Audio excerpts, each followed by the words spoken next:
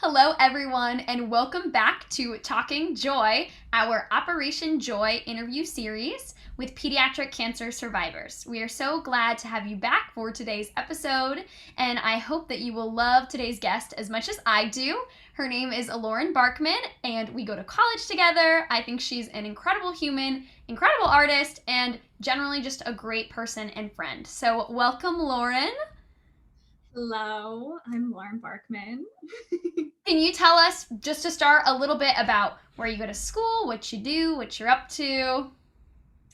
So again, I'm Lauren Barkman. I go to the Boston Conservatory at Berkeley. I study musical theater, and I am an acute lymphoblastic leukemia survivor. Amazing. Yay! So I kick face and I have a crazy past. Yeah, she's literally one of the best dancers I've ever seen, you guys. But Thank you. since we don't have space on the Zoom screen to kick face today, let's chat into the past. Can you start just sharing a little bit about your journey with cancer? Yes. So I started my journey pretty young. I was diagnosed around the age of 6. Um, so I was a baby in kindergarten, and all I had to say vocabulary wise was "Mommy, my tummy hurts. Mommy, I'm sick." Um, and then more blood tests, and then finally they kept me overnight, and they told my parents she has acute lymphoblastic leukemia.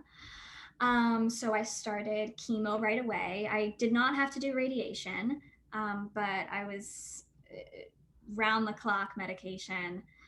Lost my hair, had to get many wigs, many hats. It does get cold with a bald head, fun fact. And about no, not even 2 months into my treatment, one of the integral parts of treatment is this medicine called pegogisperaginase. I think I'm pronouncing that right. I had an allergic reaction to that, and I had a clot and a bleed at the same time, so a stroke and an aneurysm. And they just let it happen because they couldn't apply medicine to it. So I came out of that, and then 2 years later, I finished treatment. And yeah, I had a pretty great support system, and it's a foundational part of who I am. Sometimes I'll wake up and I'm like, oh, that happened. So it's one of my fun facts about myself at this point, and very much defines who I am. Well, you're amazingly strong, and I think you are one of the most fun people. So, can you tell me a little bit about the role that joy and hope played in your healing process? I mean, if you ask me now, if you ask my mom these questions, she'd have very different answers, and it would be a whole cry fest. But I had a really great support system, and I'm very lucky to say that. My family like would fly out. They would just I was surrounded by love, and um the goal was like, how do we keep this bald child happy? And I found it in various ways. And those are the things I remember. I don't really remember getting the IVs and the shots and taking all those naps because you're tired. But I really remember my friends embracing me, my family embracing me, and at the end of my chemo, we had a big party to celebrate. So instead of looking at this moment in my life as something so horrible and so tragic that happened to such a small girl, and why does that happen to people on this planet? Um, my family and myself approach this from, what are the small wins? What are the small little moments of joy that we can pull from a really hard day? And I think with that mentality is really carried over to now. Absolutely. Thank you for sharing. Did you receive any services from nonprofit organizations that made the experience better? Or if you didn't, do you think you could have benefited from that, or how a kid today could get something positive out of that, especially if maybe they didn't have a support system as amazing as yours was? One amazing foundation is Make-A-Wish. And of course, I spent my wish on Disney because that's what every 7-year-old wants. Yeah. So, and and again, like that was such a cool experience as a 7-year-old, and you believe in magic and it's wonderful. And I even setting up my wish, a woman came into my house and she's like, "What do you want to do? You can do anything." And little bald me said, "I want to go to Disney." Um, uh, we were constantly receiving support from Make-A-Wish, from Alex's Lemonade Stand, a lot of things through Children's Hospital of Philadelphia, which is where I received my treatment. Um, Even just people like volunteering their time through various organizations. That was a big deal. Um, but yeah, Make-A-Wish was there's probably a whole list that my mom has like in a sock drawer somewhere of the various foundations that we engaged with. But Make-A-Wish was absolutely wonderful. And everyone at Disney was like on it. The Make-A-Wish center that we stayed at, everyone was just wonderful. And again, the whole reason behind Make-A-Wish is to bring joy to the family, to bring joy to the child who's going through this crazy time. Um, so yeah. Yeah, I Uh, think that's honestly the most important through line with all of the different organizations. I know Operation Joy that I run has worked with a multitude, and yet the through line is always just to bring happiness to kids, because I feel like it's a time in your life that you should be having the most fun and you shouldn't have to go through any of that.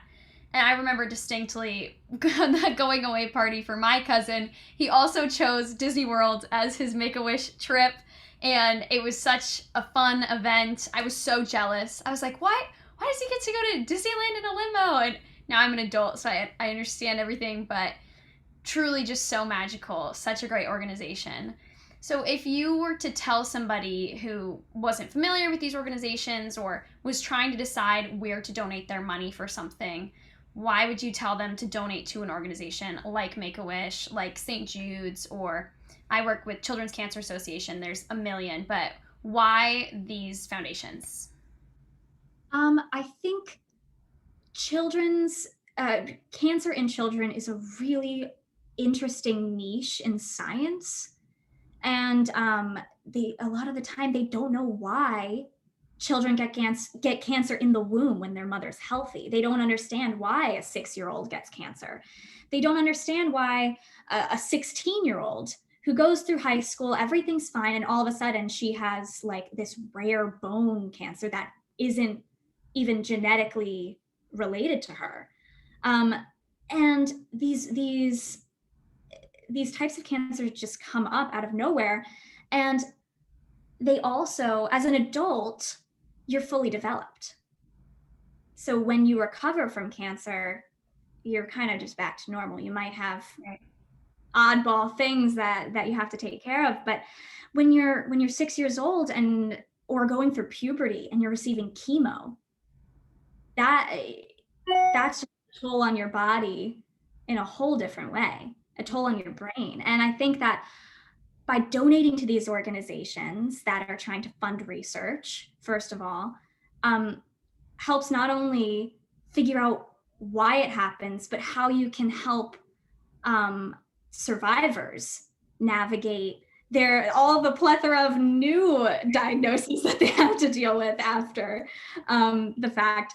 But also, like companies like Make-A-Wish, the people that are in it, the people that are going through it, giving them a moment to breathe, or giving them, a lot of people don't have the financial resources to make it through chemo, and families having to decide, do I put food on the table or do I try to cure my son, my daughter, my niece? Like, you don't know who is taking care of these children. So giving resources to people who really need them, I think. So those reasons why you should donate. Countless. Specifically. Yeah, I can think of a million, but in case anybody needs one, now they have a bunch more. I'm also wondering, because this came up in our first episode, the survival process. What happens after everything? You know what I mean? Like, I think that we really hone in on the time you're in treatment, on the time that it's actively in your body and in your life. But how can we support people recovering and in their journeys afterward? I watched an interesting TED Talk, and it talked similarly about this. As a kid, we always read these amazing books about the hero slays the dragon, and the kid gets the girl, and blah, blah, blah, and on all these like victory. And then the book ends. And what happens after? And it can't, until this year, really, I couldn't figure out, well, what does happen after. You know, I beat the thing, I did it, but there's this imposter syndrome. You accomplish this amazing thing, and from a mental health perspective, for children who've gone through cancer and now are on the other side, it's like, what do you do now? You're a cancer survivor. You think like you celebrate like grandma who beat breast cancer and like, yay, we get more time with you, but you have a whole life, and also the repercussions of survivors. Chemo takes a toll on your body. It still takes a toll on my body. And it sneaks up in weird ways. And finding ways to support survivors through that, I actually am part of a survivorship clinic. So they track my progress. They track my physical health. They track my mental health, which is really important. And a lot of the time, they forget about mental health. Right. A lot of survivors have PTSD. And that is something that we forget to talk about. I can't tell you how many times I've like got an ache or a pain. I'm like, there must be something to fix it. There needs to be something to fix it. Just PTSD. And it's weird how it sneaks up on you. But yeah, supporting, you make it to the end of the tunnel, and that what do you do now? It's, again, finding your support system, finding the resources. And that's what these nonprofits do, is specifically those geared towards survivors. They give those resources to navigate that. What do you do now? Yeah. Wow. Thank you so much for sharing everything. And we're going to wrap up here soon. But lastly, is there anything you want to leave us with about pediatric cancer, or just about anything in general you want to share in our last couple minutes? I think, unfortunately, it's a weird community to be a part of. I have friends from camp that have had like XYZ cancer and are like now going to prom and going to this college, and like it's everywhere. And it's a weird community that has a lot of grief and joy. And I think if you were to try to push away all that grief, the joy wouldn't mean as much. I think it's about really embracing both. And anyone who's going through this right now, who's in the thick of chemo or just finished and is having this crazy imposter syndrome, just relying on a community and finding the people that are like you, who've gone through this crazy thing at a young age. I think that's what, trusting your family, trusting your friends, and trusting the people that have gone through it. Yeah, I think just recognizing that is important. Beautiful advice, beautiful words, beautiful insight. Thank you so much, Lauren, for all of your thoughts and experiences today. And thank you, everybody, for tuning in to the second episode of our Talking Joy series. And we will see you next time. Goodbye.